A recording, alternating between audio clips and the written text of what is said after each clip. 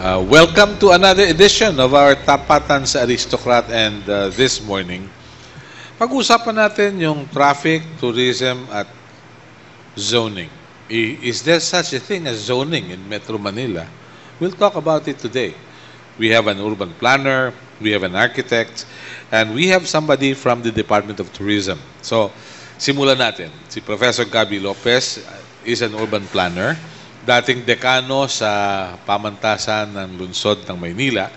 Si Architect Mary Ragilin Busmente, Project Coordinator sa Cultural Heritage Section sa MET Project ng National Commission for Culture and the Arts na nabalitang lalahukan ni Freddy Aguilar.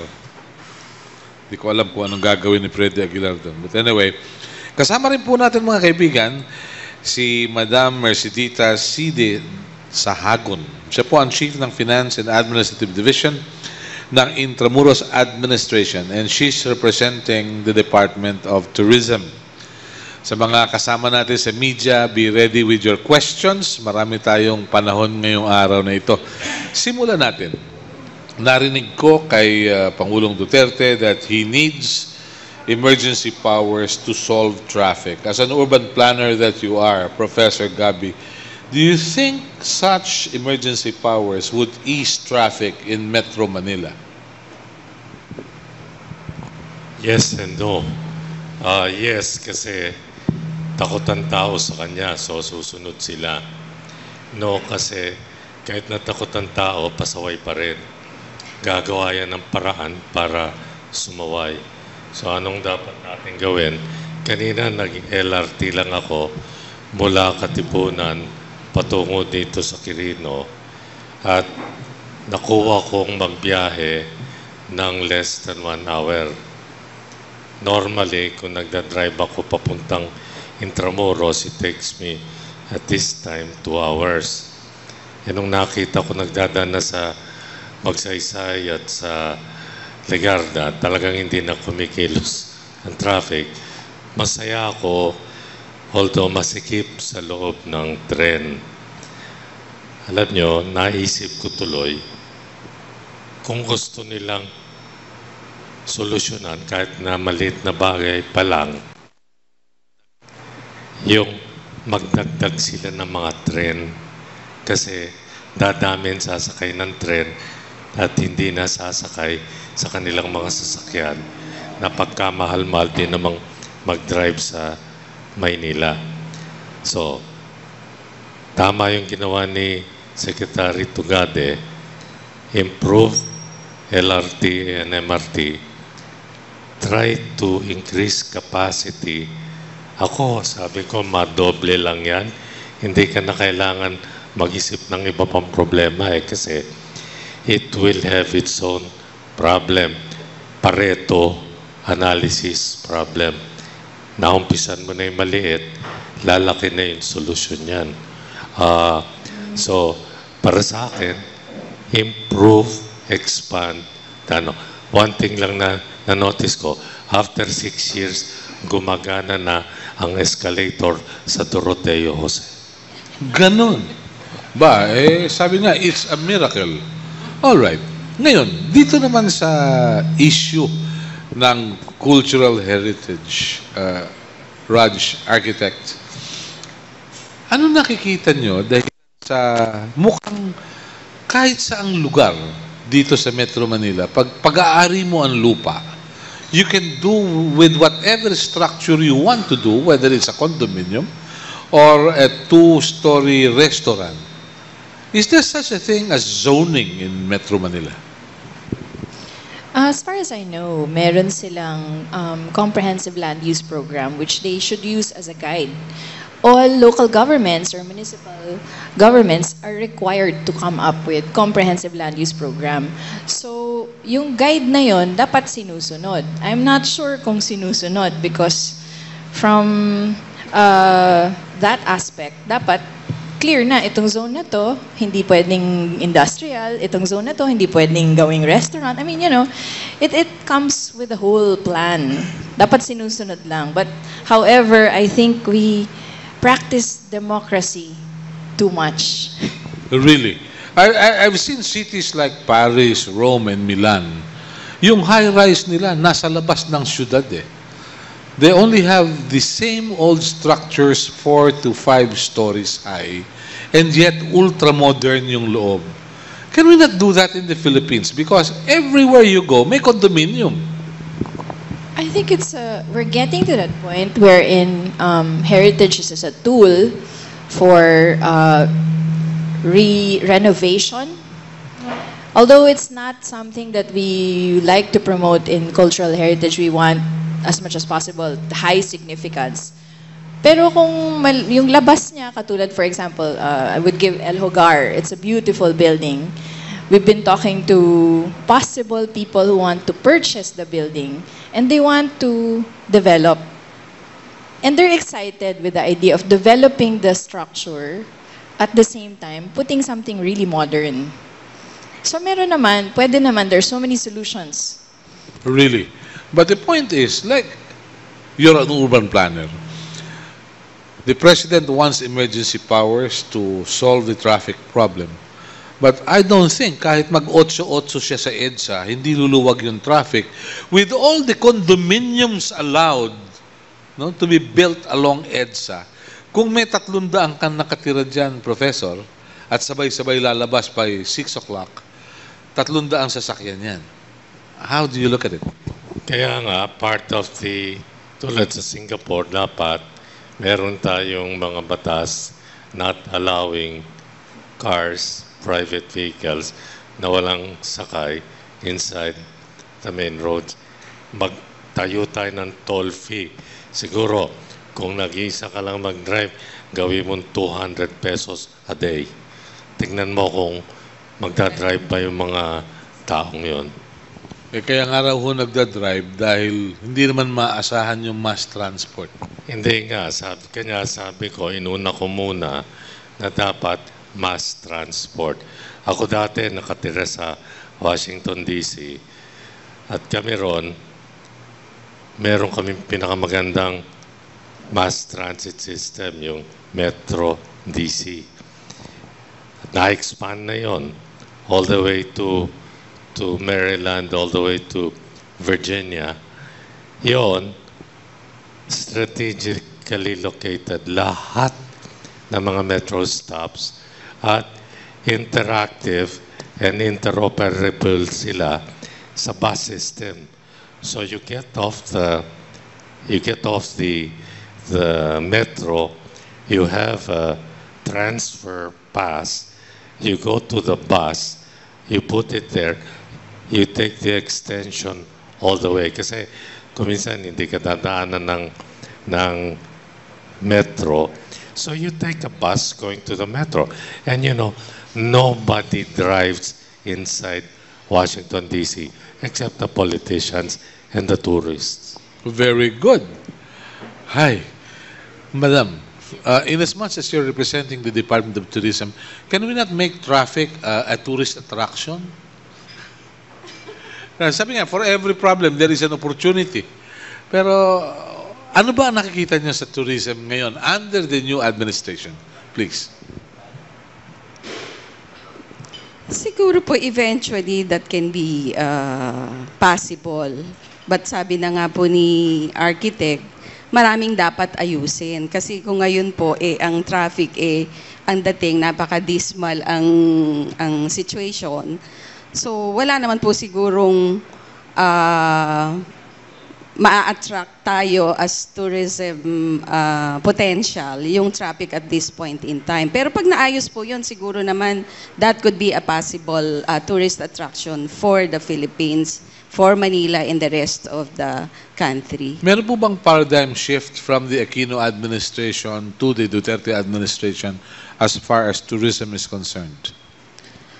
Sa ngayon po siguro, because bago pa lang si Secretary Theo, I'm sure inire-review niya kung ano yung mga dapat ituloy, dapat hindi ituloy. But we are still, kasi bago pa lang naman po siya, wala pang 1 month I think. But that's part of her job to really review and assess what are the programs during the past administration that can be continued and what are the new programs that has to be implemented under her administration. Yeah, the reason I ask is, should you be asked by the Secretary, what would you recommend? That should be continued, what should be stopped? As far as the Intramuros administration is concerned, I'm sure she will get recommendations from us involving Intramuros administration because that is our jurisdiction. Part of our transition report that we have submitted in part of the briefing that our former administrator has given her is to continue the ongoing project that has been conceptualized during his administration. Among these are the proper relocation of the informal settlers in Intramuros, because when we talk of real redevelopment and the improvement of the area, those blight in Intramuros has to be attended to. And in fact, we are very fortunate now that for 2016, we were able to obtain a budget for the proper relocation of informal settlers in Intramuros. And that is ongoing now. We have just completed the social economic profiling of the informal settlers. We are now in the socio-economic preparation for their eventual resettlement in Bacoor. And we're just waiting for the new administrator to come to engage the various memorandum of agreements with our various stakeholders. Yeah, I believe it's not classified, but how many informal settlers do we have within Intramuros? Before we undertake the census, we are looking at 1,000 to 1,500 families. But with the ongoing census that we recently conducted, it's around 970 families. 970 families. Yes. Really? Yes. I want to add something, no, kasi I'm also a trustee of Nayong Pilipino. Before the end of the term of President Aquino, we had a project pending with NEDA to rebuild Bagong Nayong Pilipino at the heart of Entertainment City, surrounded by all the gambling casinos. No, we got that property in exchange for our old property in Naiya. Now, we have a design for that. Nag-brainstorm kami ni na Paulo Alcazaran and group, and it's going to be, it will have some reminiscences of the old Nayon, but we will make it more interactive and alive. And as a matter of fact, NCCA chair actually wants to locate there a big, what you call Balanghay Cultural Exchange Center, multi-purpose for performances, exhibits, and ano. Now, we were just advised by the Office of the Secretary to have more discussions with TIEZA before we finally submit the proposal, which is a PPP project to NEDA. Already at this point, there are 3 major big groups interested to join us, PPP, to develop the area. Kasi, you know, like similar to Sentosa, where you have a lot of mga entertainment and mga casinos, they have a cultural part there. So people can also enjoy it, those who cannot afford to go to the casinos. Maganda location namin kasi pagbaba nung Skyway from the airport, yun na kagad kami. So, meron palang kinabukasan yung lugar na yon. Maganda kung titingnan mo. Ang ganda ng ginawa ni na Paulo Alcazaran doon sa disenyo kasi it will remind you a bit of the effects of, say, Disney World, pero Pinoy na Pinoy ang dating. Yeah. Nung araw po kasi, pag binabanggit yung Intramuros, ewan ko kung mag-a-agree si Linggoy Alcoas, pag binanggit kasi yung Intramuros nung araw, naalala ko yung Tisoy na comic strip. Ando si Aling Otik, nando si Ikabud, no? At talagang may mga informal settlers na. Yun ho bang informal settlers na 970? Saan sila nagmula? How long have they been there? Paano sila nakapasok? Yan. Actually po, yung nung i-create ang Intramuros Administration, which is in 1979, meron na po talaga na mga informal settlers sa Intramuros. Pero dumagdag po sila nung pong 1986, yung change of yung administration. So, doon po. Na-democratize yung squatting. Yes po. Ganun. So, So, yun po yun. ano po naging epekto ng Lina Law sa Intramuros Administration? No relocation, no demolition. Kasi po, kung titingnan natin, yung pong Linalo, lalo na po, ang NHA po ang proper authority for the proper relocation of informal settlers in Metro Manila and the rest of the country. Yun pong mga government properties na occupied by the informal settlers are the priorities of the government in relocating the informal settlers.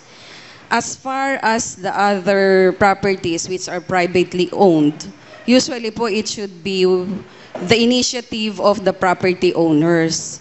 As far as Intramuros informal settlers are concerned, yung pong largest colony of informal settlers which is government owned, yun po yung naalis na in 1996, I think, yung sa Maestranza.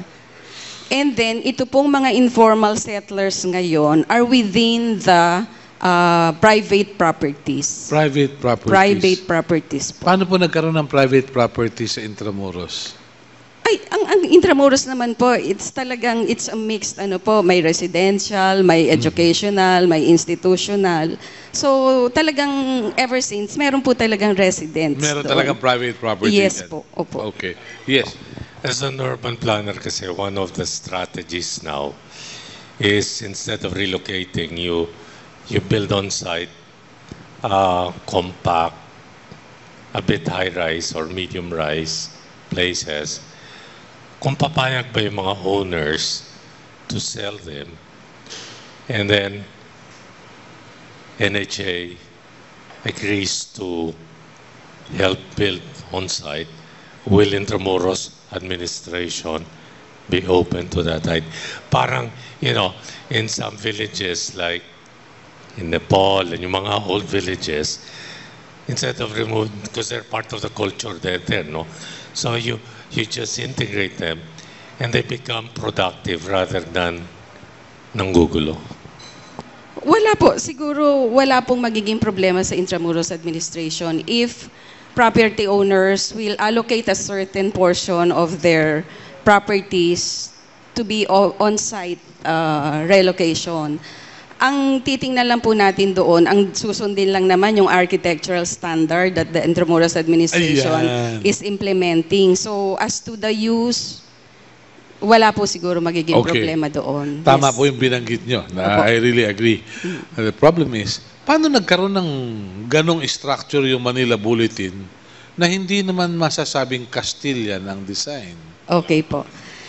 Yun po kasi parang isolated case. In fact, ang Intramuros administration po did not approve of that Design? building. Opo. Kasi even before the 1979, ando na po sila, yung existing. But then after that, di po ba nagkaroon sila ng parang development, renovation on the Opo. building. We disapprove that. And yet, they were allowed. Opo, kasi po, pagka may disapproval ang Intramuros administration, pupunta po yun sa board namin. So, dinisapprove din po ng board namin. They go to the president, and the president approved it. And So, the president at the time was Fidel I Ramos. think Fidel Ramos and the President Estrada. Okay. So that explains. Opo. Okay. Now, what about design ng mga building natin ngayon? As an architect that you are, a professional architect at that, meron ba bang pagkakataon na makita yung kultura ng Pilipino sa disenyo ng mga gusali with Torpe de Manila behind Jose Rizal? Actually, dapat talaga na ini-implement nating mga Filipino ang cultural aspect sa design. Because unang-una, yung development ng architecture natin based on our climate and our culture. Kaya lang, medyo meron pa ring colonial mentality. So we tend to follow what is international. Pero sa totoo lang, iba ang kultura natin. May dirty kitchen nga tayo eh. It's different from the architectural needs of other countries. Gusto ko lang maisingit sa discussion yung tungkol sa informal settlers, yung kaguluhan ng traffic dahil sa pedicab, tricycle, and all of that. Actually, if we relocate them totally, magiging ghost town ng Intramuros. That's why yung idea ni Sir would be one of the solutions to keep them there at the same time, nandun pa rin yung culture, regulated lang. Because so they will know when to smile and when not to smile because it's under regulation. They Hindi naman. don't smile at you. You transform the community. Yes, it's part of, how do you say, cultural development and revolution because we live with them eh. It's a symbiotic experience to live with them. They are our drivers, our tricycle drivers, our yayas, our labanderas. If you move all of them out, how are we going to survive? Sanay na rin tayo na ganun. Our jeepney drivers, sila yun eh. Okay. At doon ka makakakita na may tangkal ng manok na sasabungin sa tabing daan na wala ka nang madaraanan. You know?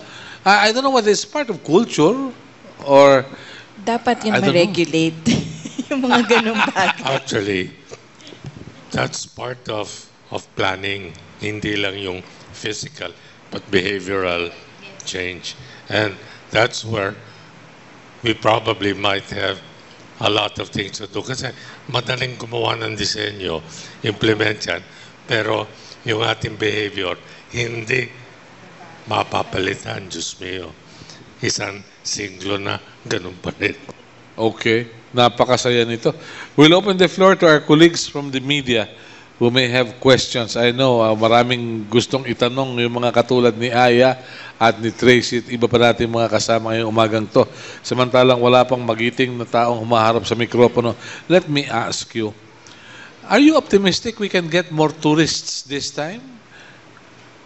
Very much optimistic, sir. I've seen the list of the top 10 tourist destinations. Meron kang Cebu, meron kang Boracay, meron kang Palawan. And all these areas are outside of Luzon and Metro Manila. So isn't that an indictment on what we have in Metro Manila? Kaya nga po ang DOT kasi, nagse-segmentalized sila depending on the yung pong gusto ng mga turista. Kasi alam niyo naman po, ang mga turista gusto nila beaches, gusto nila sports.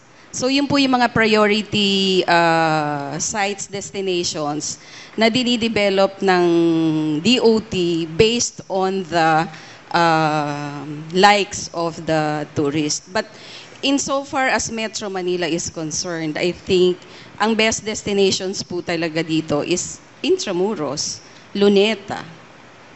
Yun po yung pwede nating ipakita, especially those na wala po silang extra time to go to the province. Talaga pong ang area or ang site na pupuntahan lang nila is Intramuros and Luneta, Malate, Binondo.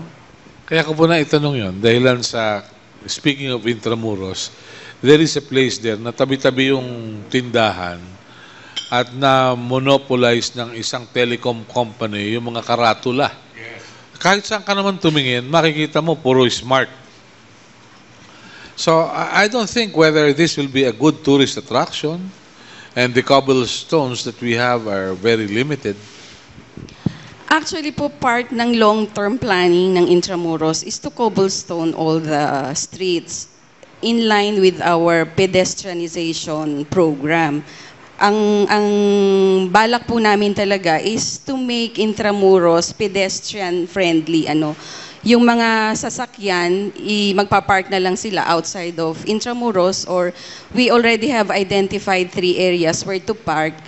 But in coming to and visiting the historical sites in Intramuros, dapat po naglalakad para mas ma-enjoy nila. Yun po yung long term. But sa laki po naman kasi nung budget to be used to cobblestone all the streets of Intramuros, doon pong the last time we compute the cost of the projects, it's around 300 million. 300 million. Yes, sir. Okay. Pero pag naging cobblestone siya, mawawala na yung padyak. Di po ba? Actually po, in terms naman po dun sa mga pedicab, kasi hindi naman po natin talaga sila totally displaced. Kasi yun po yung bread and butter din naman nila. Actually po, kung titingnan po natin, ang ni-regularize po namin ang mga pedicab na meron lang po silang mga 25 per barangays. So we have 5 barangays. Kung may 25 po each barangay, dapat po 125 lang yung nagpa-fly around Intramuros. Kaso dumami po ng dumami, hindi na na-regulate. But ngayon po, ang tinitingnan namin na po pwedeng maka-address dito sa proliferation of pedicabs. Kung nakikita niyo po, when you go to Intramuros, starting last year, meron po kaming dineploy na e-trike. Sinubukan po namin yon to fly for free for several months. Ngayon po, meron pong magpa-fly na ang target po is 50 e-trikes. So para po Magkano po madi-displaced, 25 pesos po. 25 pesos. Opo. Okay. So ngayon meron pong 5, may additional 5. So 10 na po yung pa-fly over around Intramuros. And yung pong mga drivers na yon is talagang presentable, may mga uniforms. And in fact, nag-undergo po sila ng training with the Department of Tourism. Very good. Now, how do you deal with tourist guides kuno na may dala-dalang picture ng kung ano-ano at nagpapadyak? May isang turista na isakay, tinuro yung Jollibee, dyan ika kumakain si Rizal nung araw. Anong klase ito? This is lawlessness per se. Actually, yun din po yung ina-address namin para po nga itong mga ganitong klaseng so-called tourist guide. In fact, marami na rin kaming nakukuhang mga complaints about yung iba talagang pinupurso nila talaga yung mga turista po, para mula sa may pamantasan pa lang. Opo, kaya nga po ngayon nag-deploy kami ng roving guards para po i-address ito na every now and then magro-robe sila na to allow this kind of activity from the pedicab drivers. Yeah. Minsan kukubidahin ko kayo sa Mitre, mag-lunch tayo, makita niyo yung mga nag-aalok doon. Pati yung nasa parking, pag hindi ka sumunod, magagalit sa'yo. Parang nabili nila yung parking area doon. Sige po, yung kung nasabi niyo yung Del Mitre, yung parking, yan po yung patututukan namin dun sa aming mga roving guards para po mabigyan ng priority yung mga areas na yun. Yung po bang immigration area, saklaw ng Intramuros Administration? Opo, it's within Intramuros. Okay, I heard something dun sa immigration, pinagbawalan yung mga nananawag ng taxi ron at tricycle, pero ang sabi ng mga standby doon, guard, pag alas 5, wala ka ng baril. Gusto mo masaksak ng banana Q stick. Payagan mo na kami rito. So if that is the kind of mentality people have in the area, I don't know how we will deal with them. Actually po yung area na yun, hindi man magandang sabihin, hindi po namin jurisdiction as far as parking is concerned. Kasi it's the city of Manila. Yun po yung lagi namin pinagkakagalitan. Ayun. So hindi po covered ng Intramuros Administration yung pagdating doon sa may... Yung parking, may National Press Club. Opo. Kasi nga, ayaw din naman namin yun yung magiging alitan ng IA with the city of Manila. Kaya hanggang ngayon, hindi pa po namin yun nako-cover ng jurisdiction namin. Okay. Maganda itong discussion na ito. Yung bang design ng mga gusali natin, madam, would you say that it will take masters like you, no? Para maging attractive at merong kulturang Pilipino within the design? Or continental na talaga ang gusto ng mga Pilipino ngayon? Well, as a teacher, I try to impart the cultural aspect in design, but I'm only but one voice. So you try to plant the seeds, and then you hope that in the future they will be able to implement it. Pero in terms of pagiging continental, kaunti lang din ang interesado na i-implement yung pagiging Filipino sa design. Yeah.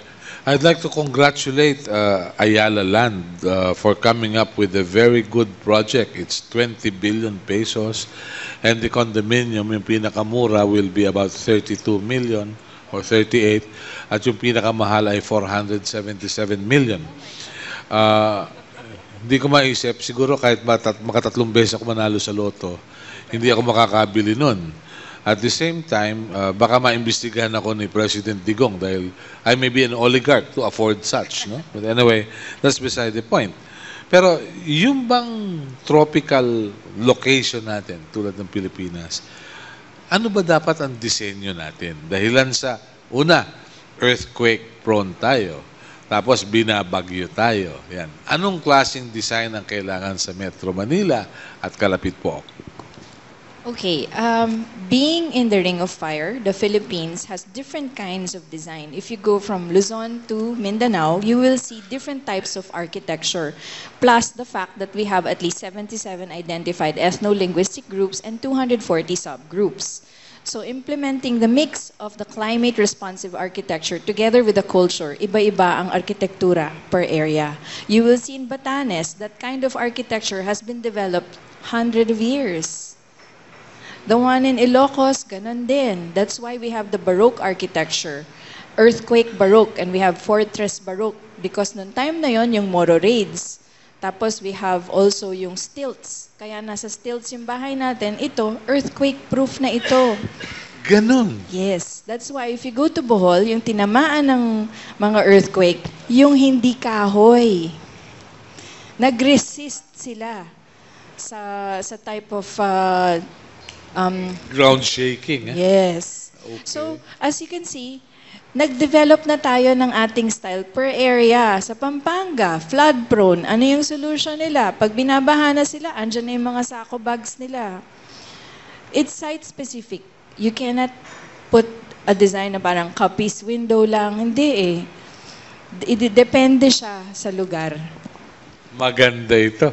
Okay. Pero, yes, please. We just finished our meeting last week, yung NCCA, NCR projects, no? And one of the projects that we approved is really to get Intramuros to become a destination culture area. So that's going to be, we will be inviting institutions like schools and NGOs to join in making Intramuros, a really destination area for culture, no? At the same time, we also will be funding the cities. We call it the local cultural enclaves, and we will be giving funds for barangays to establish their own cultural programs. And at the same time, we also want to get schools to become more active in this kind of yun na nga. Actually, I've been already asking some of them if they could participate. Yeah, I've heard sa Intramuros, si Mr. Jan Gohok, meron siyang project for street children. Tinuturuan nila mag-gitara, mag-piano. Nakakatuwa. Sabi niya, sa halip na maging addict ito in the future, at least meron silang skills, meron baka sakaling ma-develop at maging mga alagad pa ng sining. We have Lingoy Alcuas asking a question, I believe. Yes, please. Good morning, Lingoy of Opinion. Uh, my question is, one of the biggest depositories of transferred heritage is the Casas de Acusar of Acusar. Okay. So ang question ko, yung baho is under the regulation of any of the bodies responsible for culture or architecture. Well, for purists, it's considered very wrong to transfer the type of architecture to another because you remove a great part of the significance of the story of the structure. Because the context for the purists, now for the moderates, they actually consider this as it is even done in Europe, in Japan, where They did it to London Bridge. They transferred it somewhere. Yes, because one of the reasons is to save it also.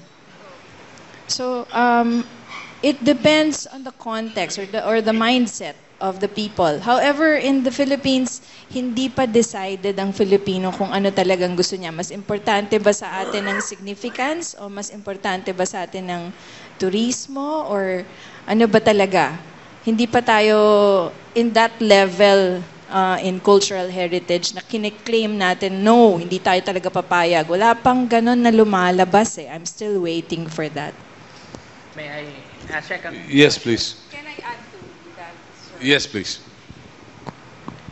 I think with the passage of the heritage law, na you can no longer touch a building 50 years of age to be touched or dismantled, to be developed without clearance from the NCCA. So I think with that, pwede na pong ma-prohibit yung paglilipat ng ganong mga heritage structures kung meron mang attempt pa. Yun po. Well, ganito po, I will confess. No?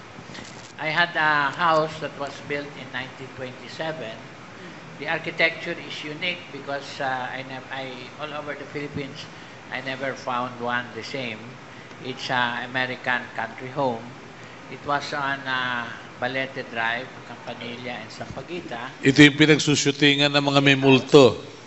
It was the favorite, it's not where the White Lady of Balete Drive lived. The White Lady lived on Bougainvillea, Hibiscus. Near the house of? Near the house of? No, the NPC clubhouse. Kay Danding Kuwang ko. Okay. However, our neighborhood has already been transformed into a townhouse or duplex neighborhood. Okay. I thought that my house was very strong because the wood was made of yakal, giho, etc. But when we assembled it, after I had asked help from government agencies, and no help was could be extended, I found out that even the yakal, when subjected to being wet, could be eaten by the anay.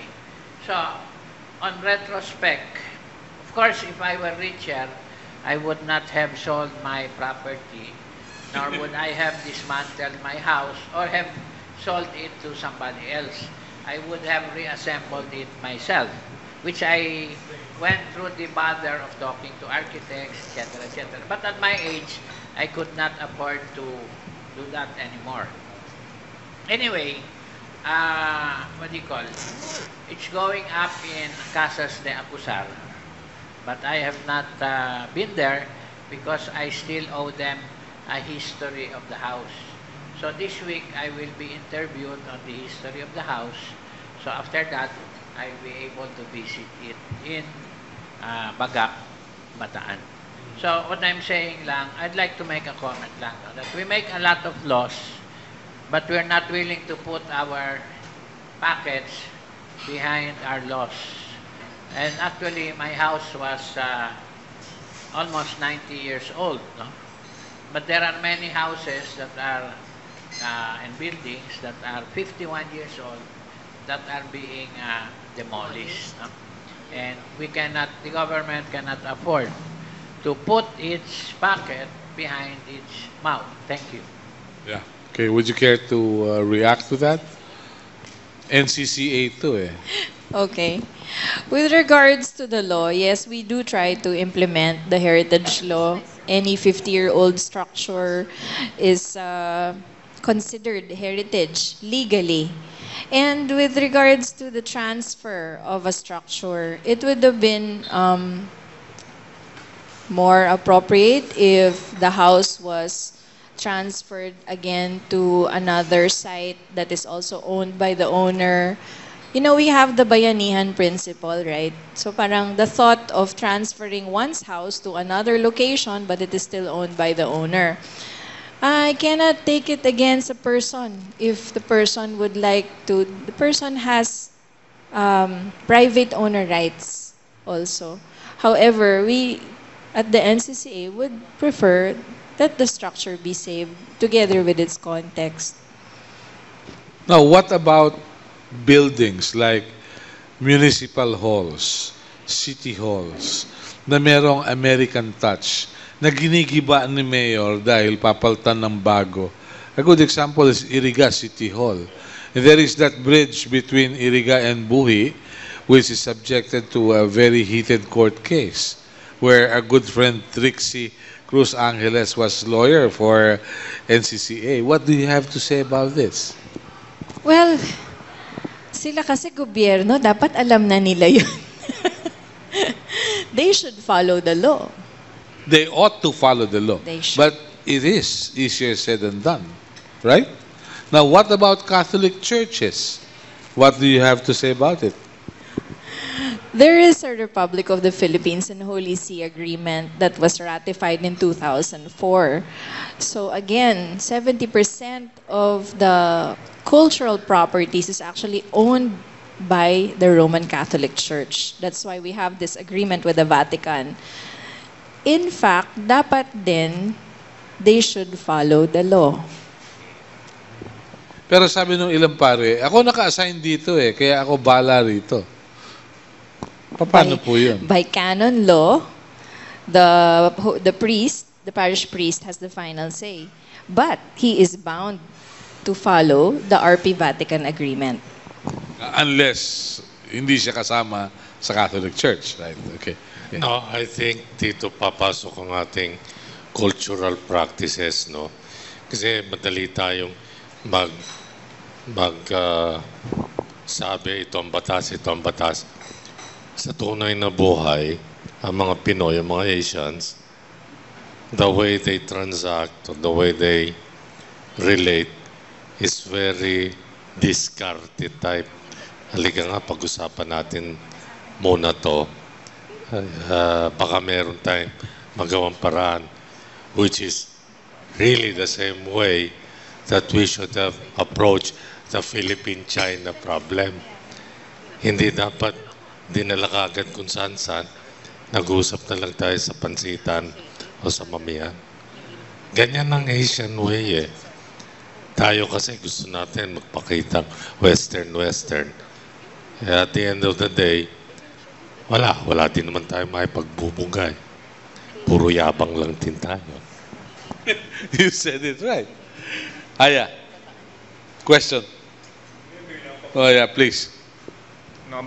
Nabanggit mo kasi yung yung simbahan eh. Kahapon napadaan ako sa sa Rizal Avenue eh. May Blumentritt eh. Napansin ko, bata pa ako, napapansin ko yung Espiritu Santo Church, di ba? Kahapon eh, hindi ko na makita eh. Tinanong ko, nasaan yung simbahan dito? Yun pa rin yung simbahan. Pero hindi na simbahan ng forma eh. Anyari? Awan ko, ano nangyari? Bakit yung simbahan? Nabago yung structure? Oo, nabago eh. Okay. Espiritu Santo yun eh. Hindi ko makakalimutan yung simbahan na yun. Dahil doon na hostage yan eh. Si John Ducat eh. May hostage na pare. Oo nga pala. No, tama. Nawala yung simbahan eh. May ibang structure ng church eh. Okay. Ngayon, tourist ang pinag-uusapan eh. Dati-rati kasi itong Rojas Boulevard. Ang pinupuntahan dito yung sunset eh. Yun lang ang isang ano dyan attraction Ngayon may dalawang attraction yun yung barko nakalubog. Oh, ayun Hindi, yun na yung dinarayo ngayon dyan, yung barkong nakalubog. Iba talaga yung Pinoy. Iba talaga yung Pinoy. Kaya, tama ka. Pero may barko doon. Pero I will have to ask our friends here. Isang pinupuntahan nga yung sunset. Nagkaroon ng H2O sa likod ng Quirino Grandstand. Yan, How do you look at it, ladies and gentlemen? Nung maliit na bata pa. Yun ang pinakayaman natin. Makakita ka ng sunset sa likod ng Quirino Grandstand. H2O na ngayon. Paano po yun? May nalabag bang batas doon? Meron. Sa tingin ko po, paliit na ng paliit ang Manila Bay, ang ating vista point of Manila Bay. And in fact, there are plans of the city to reclaim. Hindi ba ganun din po ang nangyayari nung araw sa Pasay? Ito ay resort, tapos nag-reclaim. Asan na ngayon ang vista point ng Pasay? Ibang-iba na. So, sana naman, matira pa yung yan natitira na lang. Dahil, remember, it's so rich with history. Martin de Guiti landed here. This is a very important historical and heritage site as well as a natural landscape. So, sana matira pa siya. Melo, Yeah. last week lang may MOA si si Mayor Erap at saka si Artu, Regis Romero. Magre-reclaim muli sila ng 55 hectares doon sa Meno. Medyo... Sige, bantayan natin kung ano yan. Pero from the tourism side, while it added to our hotel rooms, ano po ang tingin ninyo ron? Actually po, yung added room, syempre, on the positive side of tourism. Pero yun din po, hindi rin po namin gusto na mawala yung site talaga na siyang pinupuntahan sana. Pero sabi nga ni Ms. Raj, sana ma-maintain na itong remaining space na to na hindi na susundan pa ng kasi in terms of room accommodation naman, siguro we will have other sites where these structures can be located, not necessarily within this area. Yeah, as an urban planner. Alam nyo, last week I was in San Vicente, Palawan. It has the longest white beach frontage in the Philippines, 14 kilometers. Wow. Doon sa kanilang urban development plan, ginawa na nilang batas na kasi normally doon sa mga environmental laws, 30 meters lang to 50 meters ang layo from the water, no? Sila, half a kilometer, hindi ka pwede mag-build along the strip. So sabi ko, my God, if that ever takes place, this might be the future Copacabana Beach of Rio, but with the green area. So, anong sinasabi ko? Ang planning, hindi ngayon para bukas, wala na, tapos na nangyari na. Ang planning ngayon, dapat pinaplano mo pa 20, 30 years down the road. Kapot, sa class ko, yung mga estudyante, diniscuss ang United Arab Emirates planning. Anong ginagawa na nilang plan ngayon? For the turn of the century na. So, yung mga lupa, lahat yan. Kanya, if you go to UAE daw, planado lahat.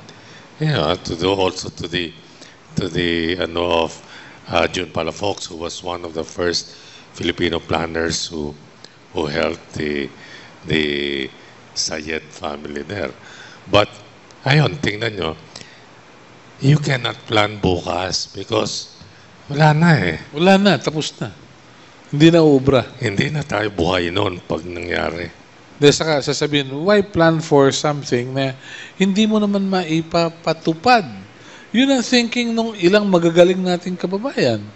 And that explains why we don't have a long-range development plan. Puro medium-term development plan.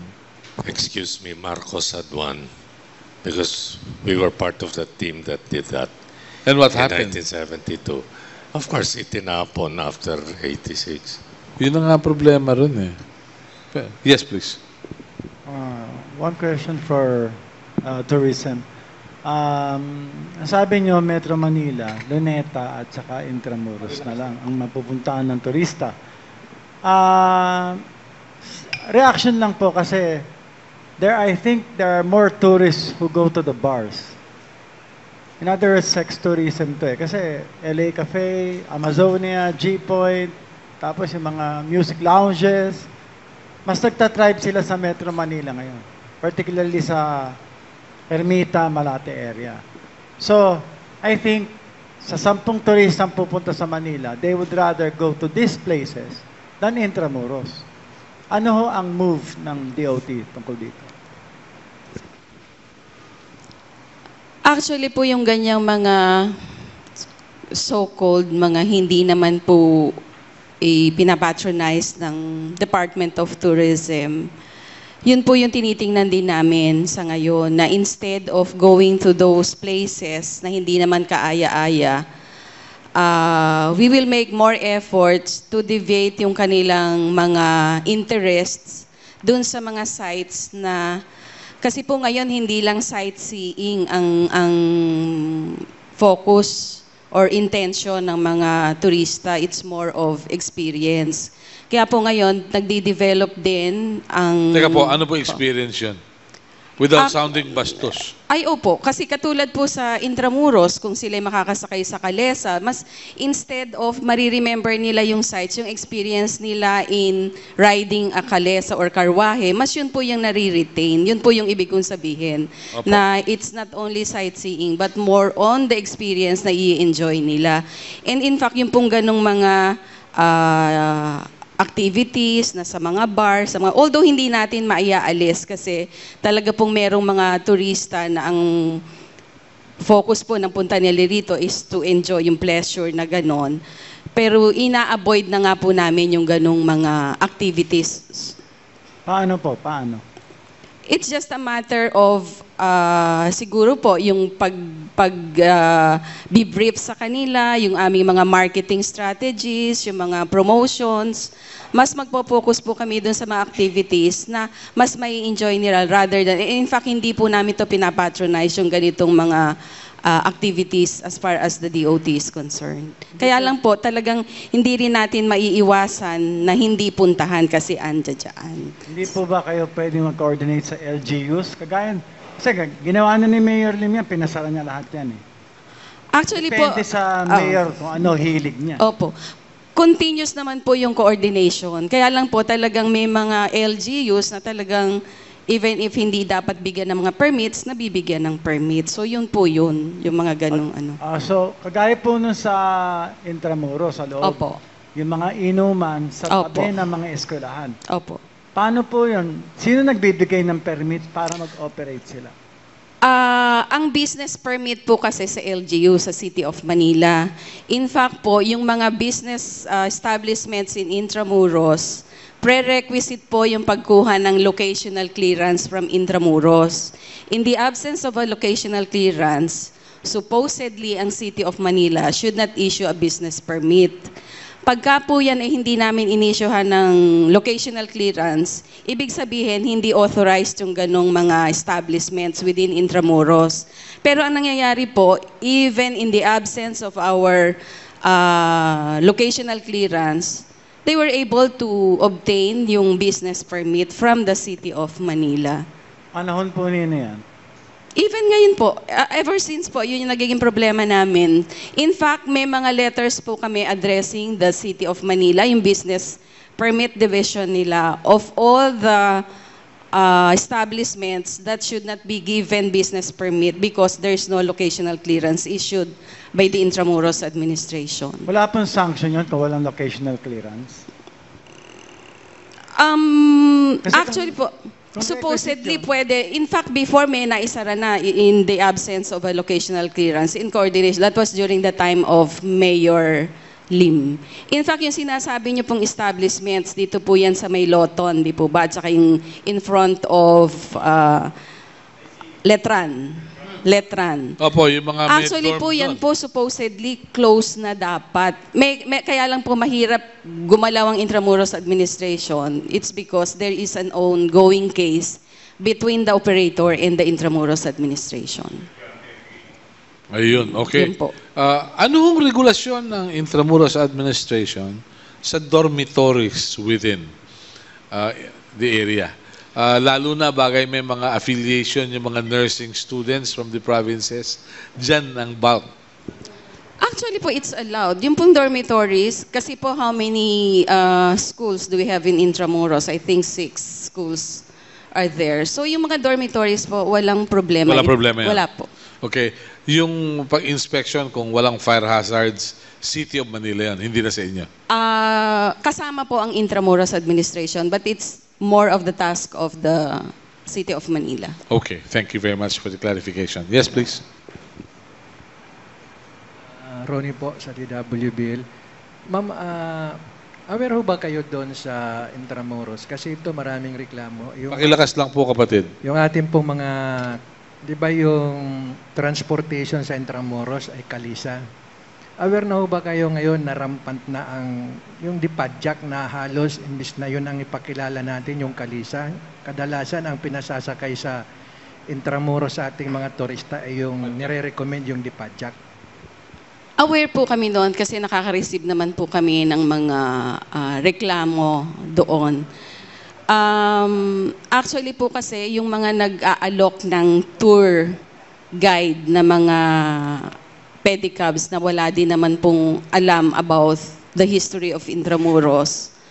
Yun po yung ngayon tinitingnan namin. Kaya nga po ang sabi ko kanina with the sir, naglagay kami ng additional roving guards to be able to accost yung mga ganong activities within Intramuros. Kasi meron naman po talagang mga legitimate tour operators, tour programs na dapat i-avail sa Intramuros. Yung pong sa Calesa, yung Castilian tours, yung mga tours na nagjo-join doon po sa mga Calesa, yung Carway Calesa.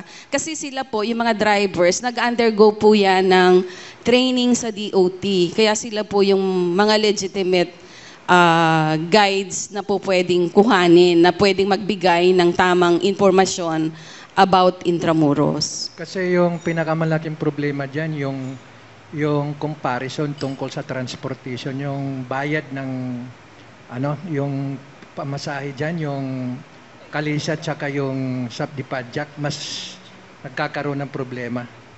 Yun ang isa sa mga reklamo.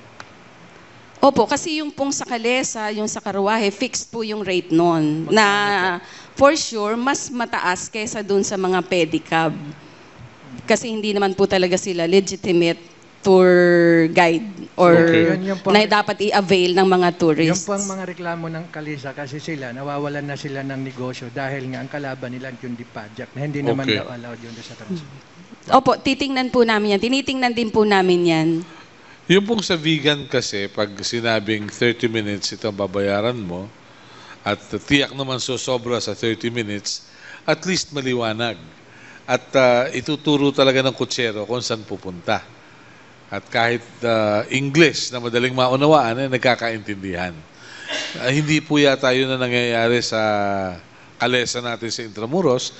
Some years ago, in-expose pa yan ni Mike Enriquez sa kanyang television show na hold up sa maliwanag yung sinisingil.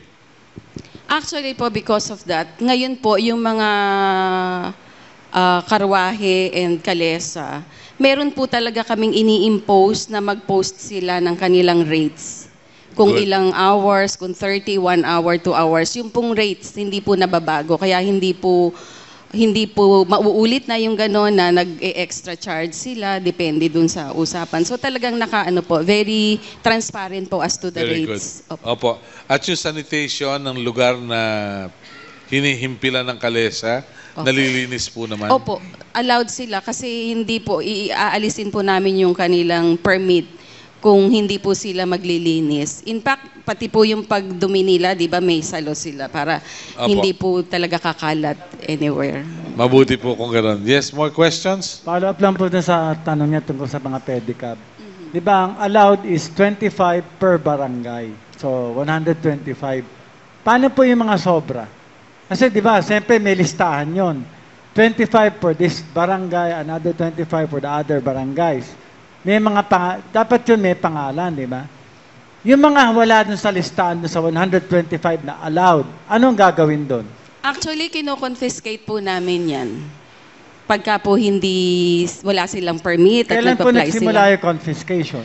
Matagal na po, kaya lang medyo nahinto kami ngayon dahil nga po hindi kami nag-issue ng permit ngayon, hindi na-renew sila, kaya hindi po alam kung sino yung huhulihin dahil in the absence of a permit. But we are on that, na ibabalik namin, i-regulate ulit namin na yun lang talaga yung number of pedicabs na magpa-fly over Intramuros. So, confiscation, pwede namin sabihin na all those who are not listed dun sa legal na mga pedicabs will be confiscated. Paano po yung mga kuliglig? Ay, hindi po allowed talaga ang kuliglig. Hindi po. Marami po yun sa Intramuros. Opo, kaya nga po kung minsan meron kaming mga gwardya na talagang itinataboy sila. Bakit Hindi ho ninyo i-confiscate?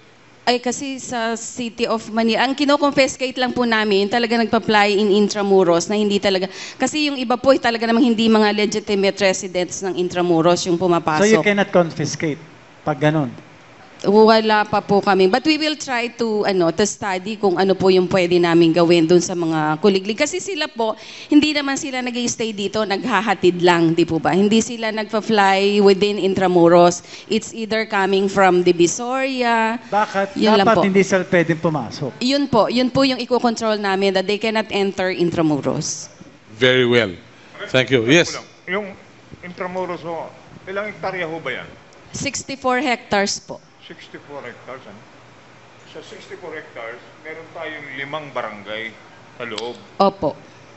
Paano kung naging legal yung barangay doon sa loob? Samantala mga squatter yung mga yan.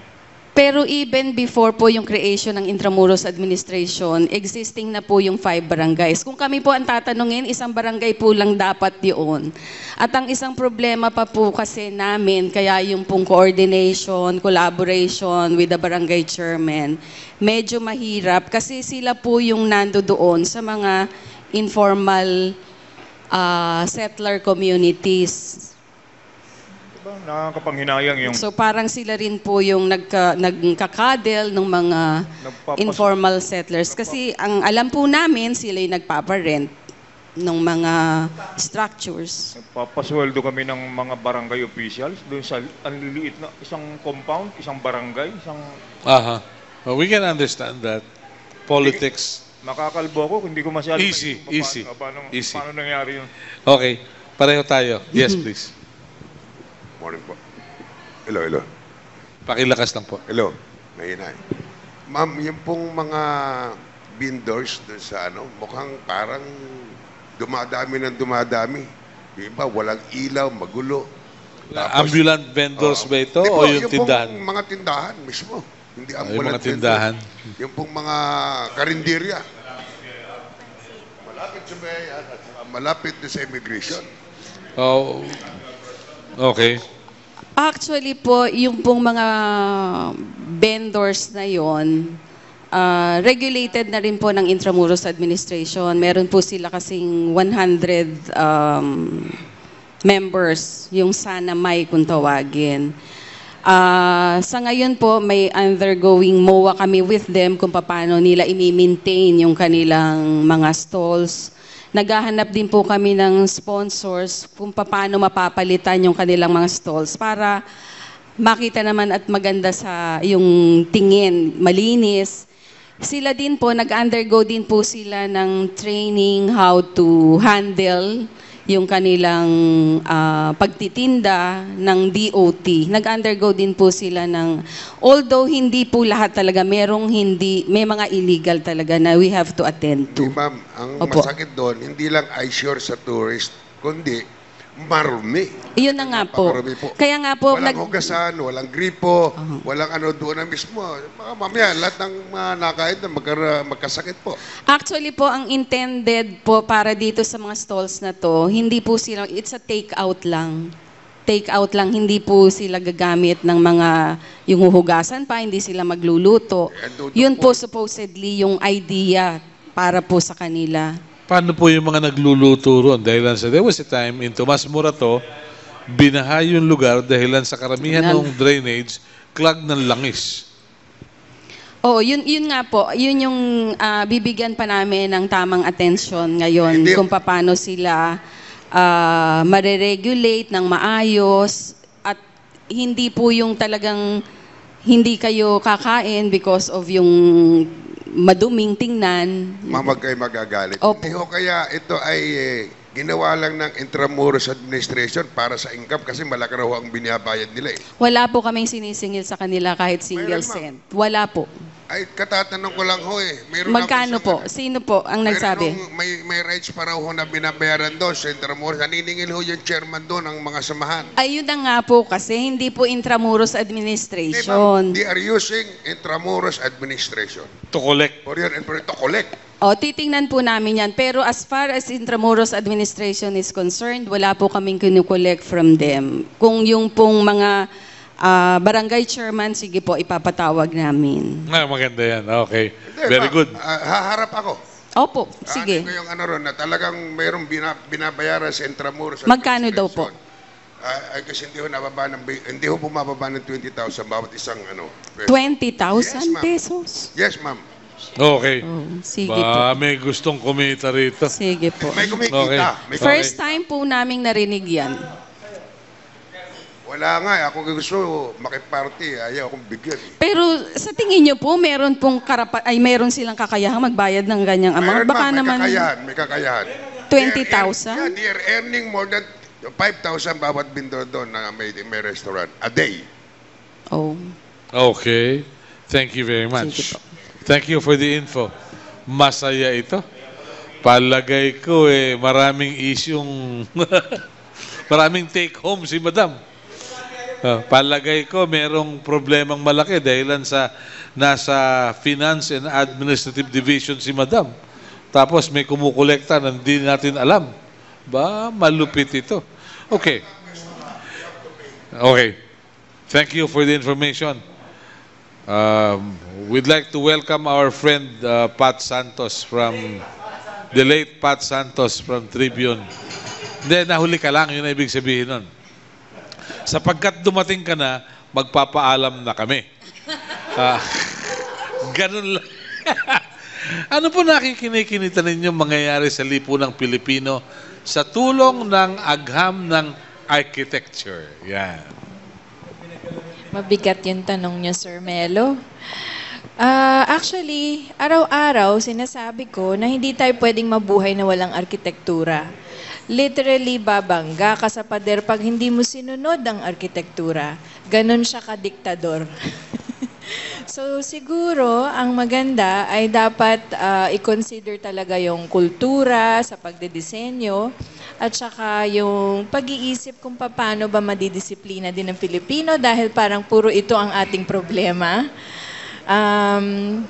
Malaking bagay po siguro yung disenyo na para sumunod ang ating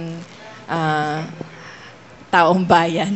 Opo. Yung ba design ng mga roadblocks ng MMDA, kinukonsulta ba sa mga architect yun? Di ba? Hindi na, no? Yung biglang bubuksan, biglang isasara, pati yung waste na bubuang.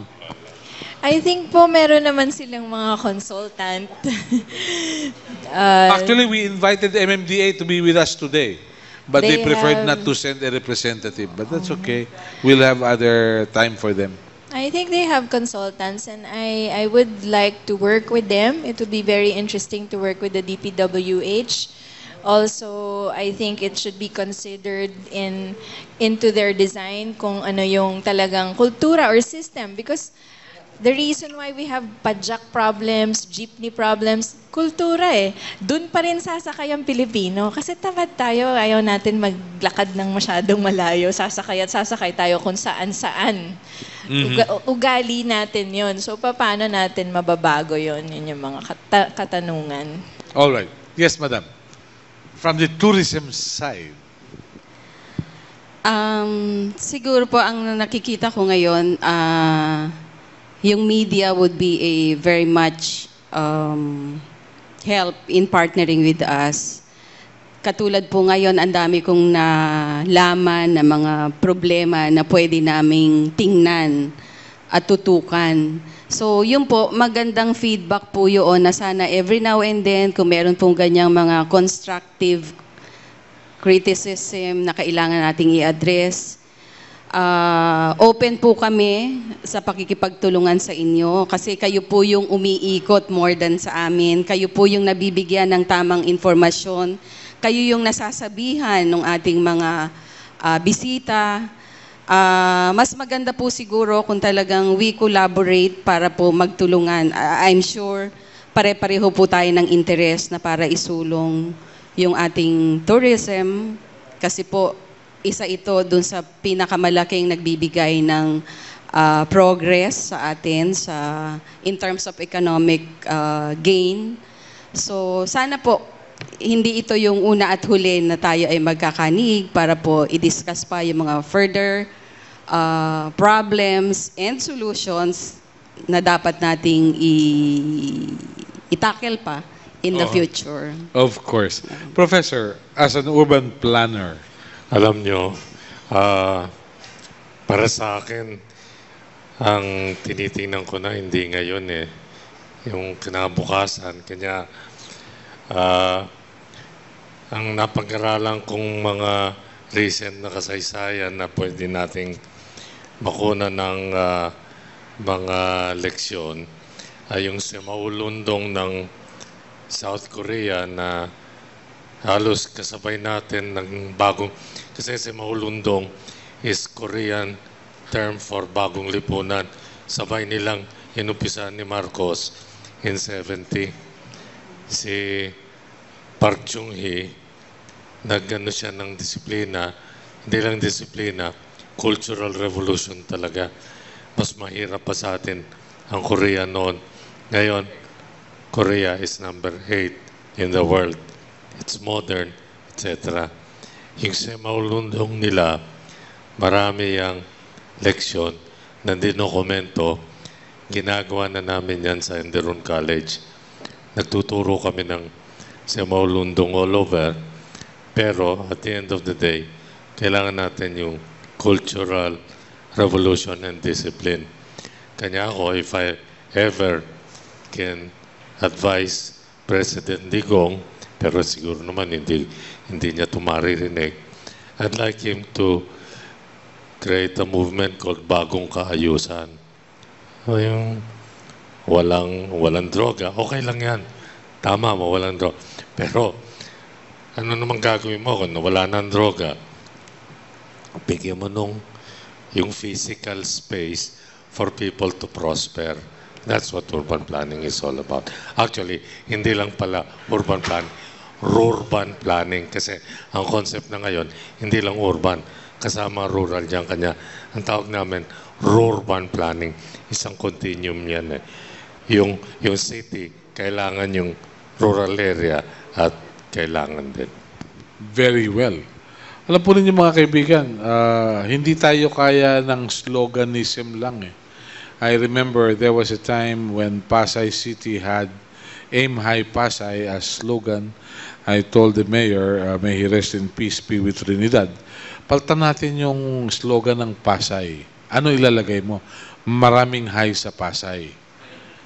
Dahilan sa marami ako nasa lubong dyan, 2:00 ng umaga, malayo ang tingin, wala namang tinatanaw, no? Kung titingnan mo, ilang oras ang nasasayang sa traffic, ilang oras ang nasasayang sa pag-a-addict, no?